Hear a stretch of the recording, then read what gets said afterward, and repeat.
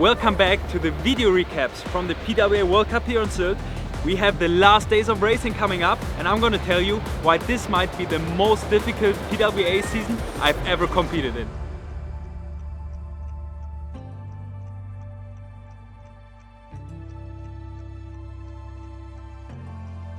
When you're racing here on Sylt, you always have to be ready. So this morning they started with freestyle, the wind dropped, it wasn't enough for them, so now it's our turn, looks like. I mean, I think it's no doubt whether we go freestyle or slalom. Looks clearly like slalom now. And then let's see what Emilio has in mind, one or two.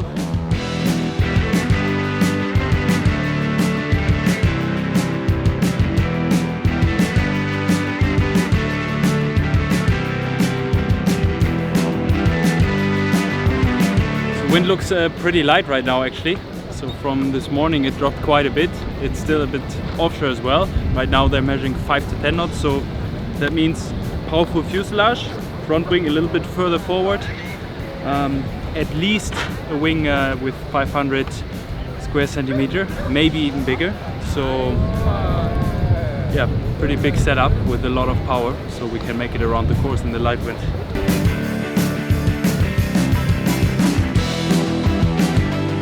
Doing big wing or medium? No, medium. I was powered up in the gas, they're like kind of light in the nose. But now it looks windier than half an hour ago.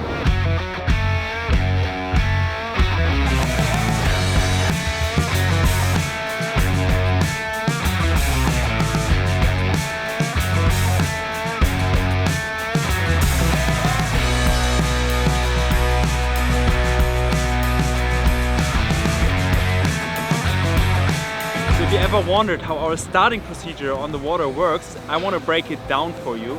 How it feels to be out there, how it looks to be out there. So first of all, you're getting a starting time, so you know at what time you have to be out there, and you're kind of meeting at the starting boat, the comedy boat. The comedy boat is going to give you a time. They're going to give us a 4 minutes countdown, and when the clock hits 0, that's when the starting line opens and when we can pass the line. And not before, because if we cross the starting line before, you get a premature start and basically are disqualified for the heat. So exactly 4 minutes before the opening of the starting line, we get the red flag up at the comedy boat, and that's when we set our watches. So as soon as you have the 4 minute countdown, you want to do the same thing over and over again so you get in the right state of mind. So what we usually do is we approach the first mark for about 1 minute. So around 3 minutes we will turn around, we will do our jibe, we will cross the starting line at around 2 minutes. So at about the 2 minute signal, you're kind of starting to position yourself where you want to start. So if you want to start upwind, you're going to start going upwind. If you want to start downwind, you're going to start going downwind. Of course, the last few changes come really close to the start, and then we head for about 1 minute into the starting area. We do another jibe at about 1 minute to the start, and then we have about 1 minute to approach the starting line and get the time and distance right. So often the position downwind on the pin end is the preferred one, and the fight for the pin end starts. So everyone tries to go kind of low, but if you go too low, it takes too long time to get back upwind to the pin end. Everyone wants to be below each other, but at the same time not being late to the start, and that's a very crucial moment, and that's where the fight for the start happens. Here we go. Heat number 3. Oh, there's a few maybe early guys. Oh, that was a good start, that top end. Yeah, we should have Preen on the Neil Pride, Hooper on the Phantom, Mercer on the Severn.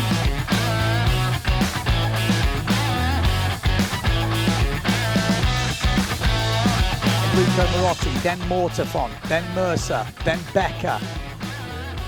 Preen not in the mix here. Hooper, what a jibe from Hooper inside Nico Preen there. And then there we go. That is Nico Preen there. We've got Becker there.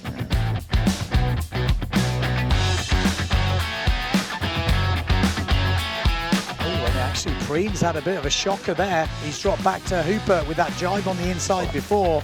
And then Becker touching down there. That's not what he wanted coming into this jibe. It's going to be Enrico Marotti rounding first, then Pierre Mortafon, then Hooper, then Becker. And Mercer's dropped to 5th place. Nico Preen in 6th. needs to get out of this quarterfinals. Remember, this is just the quarters. What a fun round. Oh, a little sketchy one there. Becker with a sketchy one. Mercer comes inside. Mercer comes inside Becker. What a move from the Frenchman. But Becker's got a run and Nico Preen's coming back. Look at the swell for Preen. Preen has got over the swell. This is going to be a great race here. Becker probably has the advantage right now. And it looks like that higher line of Becker, although there is a few touches coming. There's a few touches happening, and Preen is not out of this yet. It's good.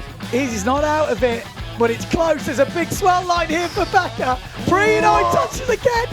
Oh, in the end, it was neck and neck for the Germans. Michel Becker gets it just ahead of Nico Preen.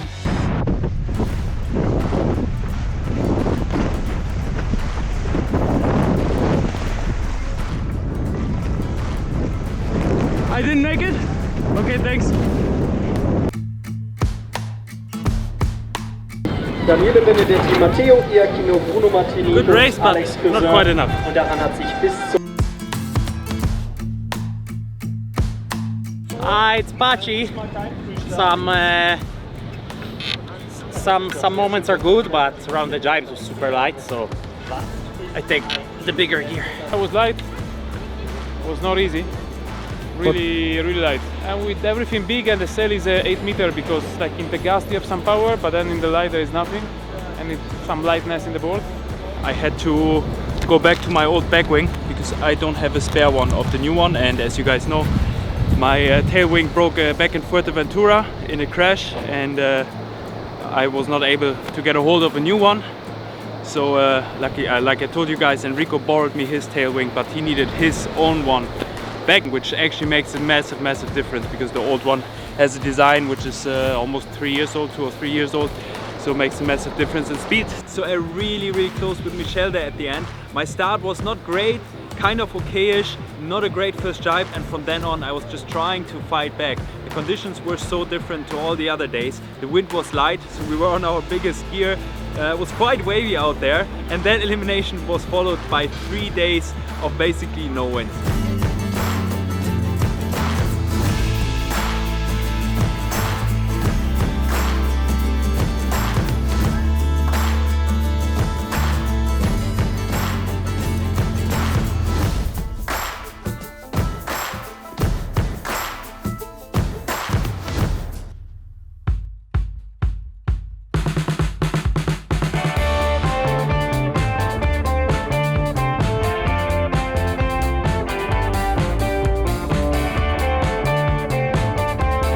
Last day of the event, we don't have all day, so if we start until 11, we're gonna finish this elimination and add another one. If we manage to start after 11 but before 12:30, we're just gonna finish the last elimination. And if we don't get to start until 12:30, that's it for the event.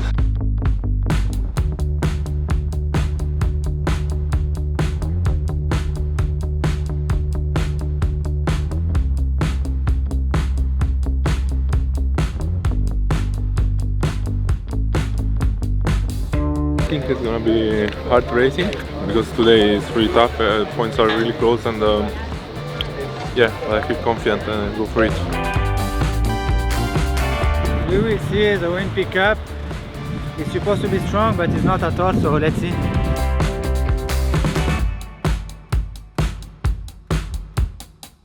We see some foam caps. It's far away, it's hard to say. How much time we got? 20 minutes to my heat.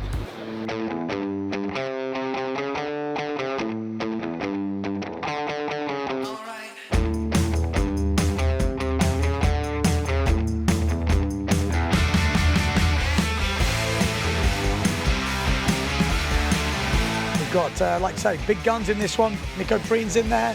Martini, Goya, Benedetti, So. Looks like So's looking very good in the middle of the pack. Bruno Martini down this bottom end. So as far as I can tell, that is Bruno Martini. Needs a good result today, Bruno. Nico with a good jibe. So with a good jibe. All the guys that are in for the podiums are all in the top 4 right now. Nico Preen has got a lot of work to do. He's sitting in about 5th place right now. So Johan So first, Bruno Martini second, then Nico Goya, then Benedetti. And then I'm pretty sure it is Nico Preen coming round. It is Nico Preen, but he's 5th place. But for Nico Preen, you don't want to be outside those top 16 places. He's got to do something different. He's trying to take a straighter line towards that mark. Benedetti's up high. Johan So is round. Bruno round. Safely round. Nico, Goya, then Benedetti, and Preen is making a go at this.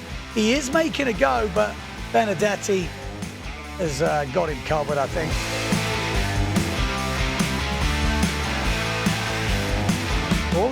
All in the shot. All the guys that needed to get through got through. Preen not going to help his cause. He's sitting at the moment. He's got a 7th, 9th, 18th. He's going to discard that result, so he will stay on 40 points. Nico Preen.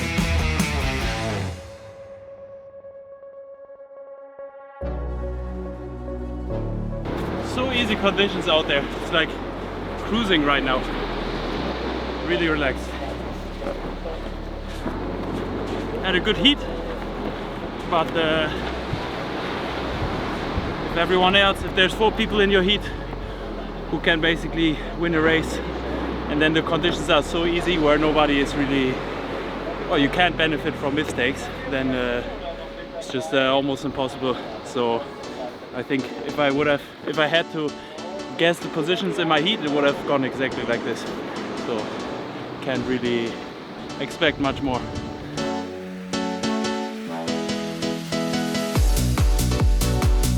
Hey, you need caddy or not? Huh? You need caddy or slide anyways? If you want, it would be fucking amazing. But as I was out in the first round in the last elimination, I went out to help Enrico. I sailed him his 2nd sail size out because in between teams we kind of help each other out when we can. So I sailed him out the 7-7 in case the wind picks up.